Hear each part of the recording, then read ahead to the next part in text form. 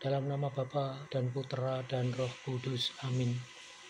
Bapak, Ibu, dan saudara-saudari yang terkasih dalam Kristus, berjumpa kembali dengan renungan Mutiara Sabda Allah hari Minggu tanggal 9 Februari tahun 2025 yang dipersembahkan oleh Prodiakon Gereja Santa Maria Bunda Allah, Paroki Pelamongan Indah, Semarang.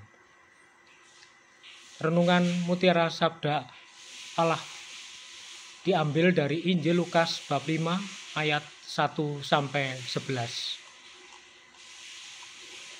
Dari Injil hari ini kita tahu bahwa Simon, Yohanes, dan Yakobus mengalami kegagalan dalam menangkap ikan. Mereka adalah para nelayan berpengalaman. Mereka tahu di mana biasanya ada banyak ikan. Namun malam itu mereka gagal.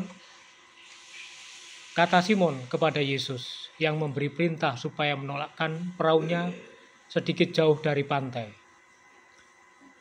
Guru, telah sepanjang malam kami bekerja keras dan kami tidak menangkap apa-apa. Tetapi atas perintahmu aku akan menebarkan jala juga. Dari Lukas bab 5 ayat 4. Saudara-saudari yang terkasih, seorang nelayan berpengalaman seperti Simon ternyata bisa gagal. Bersama nelayan yang lain, Simon telah bekerja keras sepanjang malam namun tidak berhasil menangkap seekor ikan pun.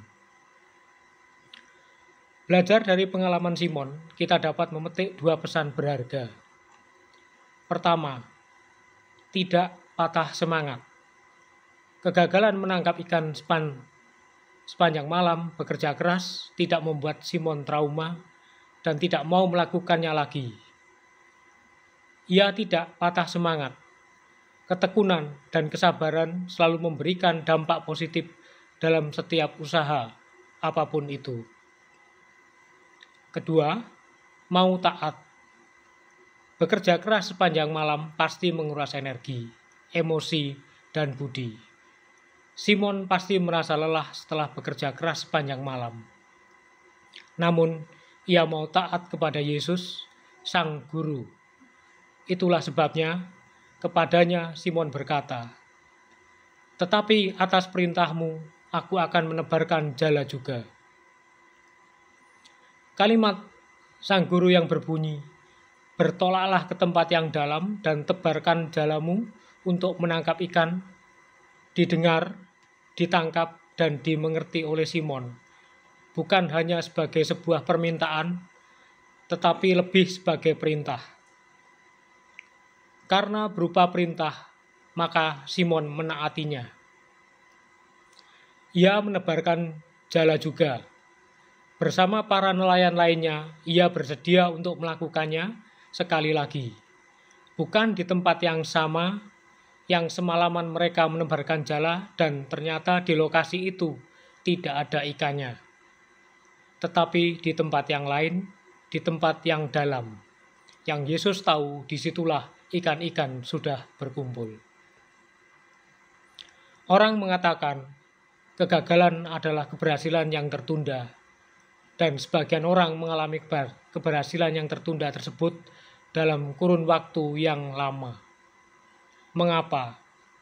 Karena mereka terlalu cepat menyerah setelah sekali gagal, mereka tidak segera mencobanya lagi. Pengalaman Simon, keberhasilan yang tertunda tersebut hanya berlangsung dalam hitungan jam. Sebab berkat ketaatannya kepada Yesus dan perintahnya, bersama para nelayan lain ia segera melakukan instruksi yang diberikan Yesus, yakni menolakkan perahunya ke tempat yang dalam. Disitulah ikan-ikan tersebut berkumpul. Dan apa hasilnya? Penginjil mencatat, dan setelah mereka melakukannya, mereka menangkap ikan dalam jumlah besar, sehingga jala mereka mulai koyak.